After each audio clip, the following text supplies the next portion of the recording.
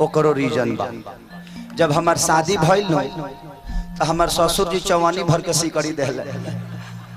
देखिए उस समय में भैंस चराता था तो उतने काबिल था। अब हो तब न 1.5 किलो मांग लेती, अब हो तो खेसरिया फरारी मांगी थी। अब अगर होता, अगर मेरी शादी नहीं हुई होती तो शायद मैं शादी नहीं करता, क्योंकि मुझे आप लोगों से ज्यादा प्यार है। मैंने अपने गरीबी को देखा है नजदीक से, बड़ी नजदीक से अपने गरीबी को देखा है। मैं 7 भाई हूं, मेरे पापा अकेले कमाने वाले हैं, मेरे चाचा के 4 लड़के हैं और मैं 3 भाई। मेरी चाची बहुत पहले गुजर गई, मेरी मां ने ही चारों बच्चों को पाला, इसलिए 7 भाई बोलता हूं मैं। और हमने इतनी गरीबी देखी है कि पापा रात को गार्ड की नौकरी करते थे और दिन में चाना बेचकर हम लोगों को हर चीज पालते थे और पोसते थे। तो मैंने उस गरीबी को देखा है।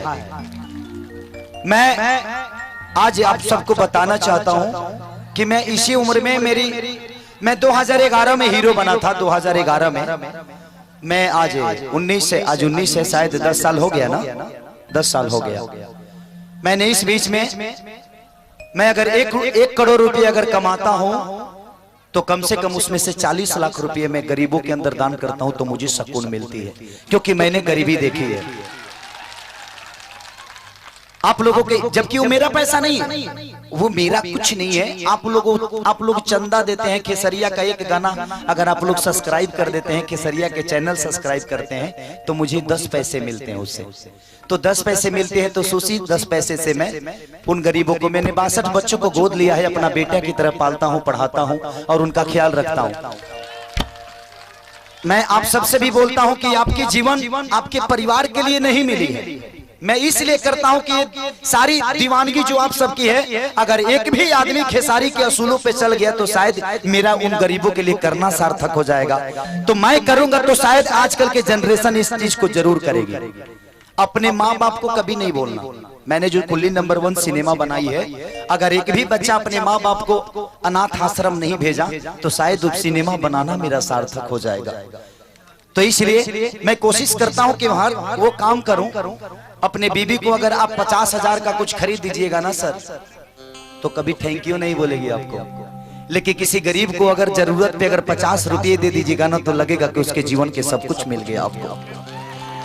तो करके देखिएगा, बड़ा मजा आता है। मेरे छपरा में 45 घर जल गए थे। मैंने उनको कुछ नहीं दिया, घर बनाने का थोड़ा सा मदद किया। YouTube पे जाइए, लोगों ने दुआओं से भर दिया। खेसारी तो भगवान है, लेकिन भगवान नहीं, खेसारी आप सबका प्यार है और उसी में रहना चाहता हूँ। भगवान तो आप सब है मेरे लिए। कि खेसरिया एक बार गाता है कि चूसता देवरा, अरे चूसता देवरा चूसता। तो आप सब विदाउट नंबर दाबे 500 खींचा जाता है। ना नंबर दबनी, ना कोड दबावनी, ना कोनो कंपनी में गनी, ना बैंक में गनी, जहां चूसा तकाओ ने कि एगो 500 आ गया। तो मेरी एटीएम आप सब हैं। मेरे लिए आप सब सिर्फ एक जनता और पब्लिक नहीं, मेरे लिए मंदिर भी आप हैं, मस्जिद भी आप हैं, गुरुद्वारा भी है। वो भगवान की हर वो चौकट है जिस पे खेसारी अपना सर रख के और अपने जीवन को यहाँ तक पहुंचा देगा।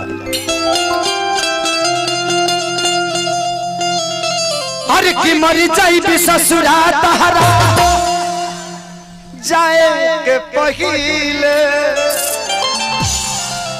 अफेल होई हाथ का छपाए के पहिले। एक लड़का एक लड़की से प्यार करता है। अलैकवा कहता कि ये जान तोहर ब्याह होता, माइक दे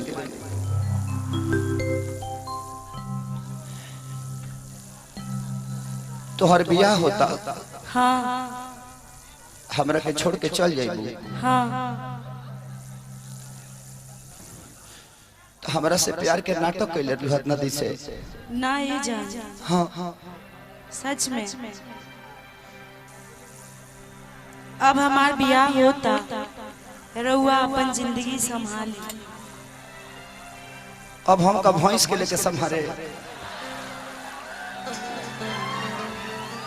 जब तू चलिए जाइबू तो जब इंसान के साथे हमार जीवन ना कटी तो भैंस के संग का करे रे।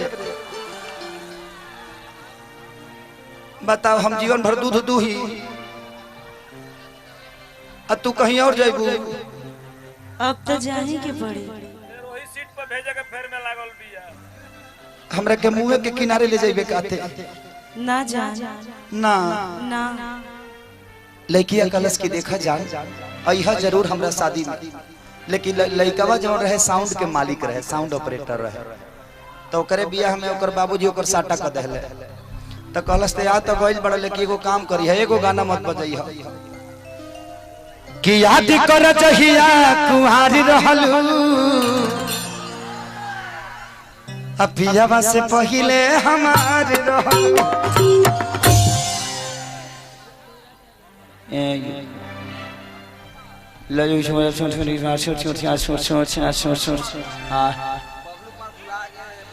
बबलू कुमार भुला गए हैं।